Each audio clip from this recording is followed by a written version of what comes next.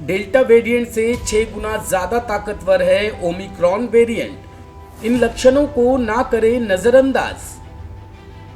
Corona virus का नया variant Omicron दुनिया के सामने एक नई मुसीबत बनकर खड़ा हो गया है। WHO ने इसे लेकर चिंता जाहिर की है और इसे वेरिएंट ऑफ कंसर्न के रूप में सूचीबद्ध किया है। दुनिया भर के एक्सपर्ट का दावा है कि ओमिक्रॉन जैसे खतरनाक वेरिएंट पर मोनोक्लोनल एंटीबॉडीज थेरेपी का कोई असर नहीं होता। इस वेरिएंट की ताकत और लक्षणों को लेकर भी बहुत सी नई बातें सामने आई है।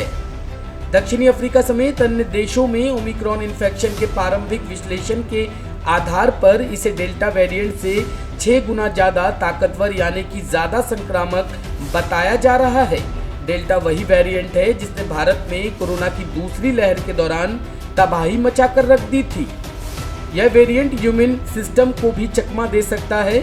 न्यूयॉर्क टाइम्स की एक रिपोर्ट के मुताबिक ओमिक्रॉन पिछले वेरिएंट से ज्यादा संक्रामक है और वैक्सीनेशन या नेचुरल इन्फेक्शन से होने वाले ह्यूमन रिस्पॉन्स को भी बेअसर कर सकता है। एक्सपर्ट के मुताबिक ओमिक्रॉन में वायरस का अब तक का सबसे ज्यादा म्यूटेड वर्जन देखा गया है। इतने सारे म्यूटेशन इससे पहले कभी भी एक ही वायरस में नहीं देखे गए हैं। यही वजह है कि नए वेरिएंट को लेकर वैज्ञानिक चिंतित है।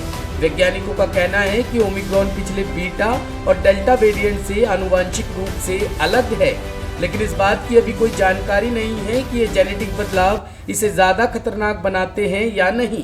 ज्यादा संक्रामक बताए गए डेल्टा वेरिएंट पर मोनोक्लोनल एंटीबॉडी थेरेपी का असर दिखाई देता है, जबकि डेल्टा प्लस वेरिएंट पर इस थेरेपी का कोई असर नहीं होता है, जो कि कोविड-19 इन्फेक्शन के शुरुआती चरणों में एक चमत्कारी इलाज माना जाता है। डेल्टा प्लस वेरिएंट के बाद ओमिक्रॉन दूसरा ऐसा वेरिएंट है जिस पर मोनोक्लोनल एंटीबॉडी ट्रीटमेंट का कोई प्रभाव नहीं पड़ता है।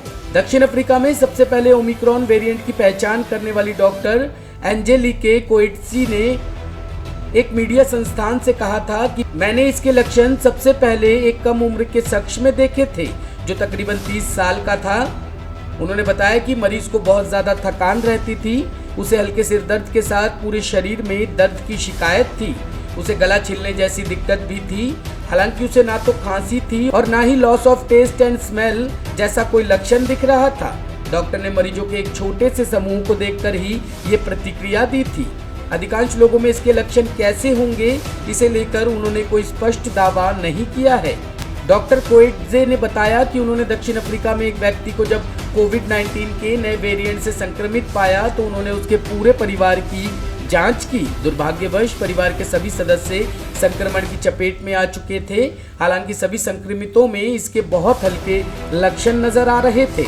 डॉक्टर कोएट्स ने बताया कि हल्के लक्षण वाले मरीजों को अस्पताल में भर्ती कराने की जरूरत नहीं है। ऐसे मरीजों का इलाज घर पर ही किया जा सकता है। दक्षिण अफ्रीका में पाया गया खतरनाक ओमिक्रॉन वेरिएंट अब तक कई देशों में फैल चुका है। शनिवार को जर्मनी, इटली, बेल्जियम, इजराइल और हांगकांग में इसके नए मामले दर्ज किए गए। ब्रिटेन में भी ओमिक्रॉन के 2 मामले सामने आने के बाद मास्क, सोशल डिस्टेंसिंग और टेस्टिंग को लेकर सरकार हरकत में आ गई है। अमेरिका में सरकार के शीर्ष infectious disease expert doctor Anthony Fauci ने कहा कि इसमें कोई हैरानी वाली बात नहीं होगी अगर अमेरिका में भी ओमिक्रॉन वेरिएंट के मामले देखने को मिल जाए। Bureau report, team ANN news.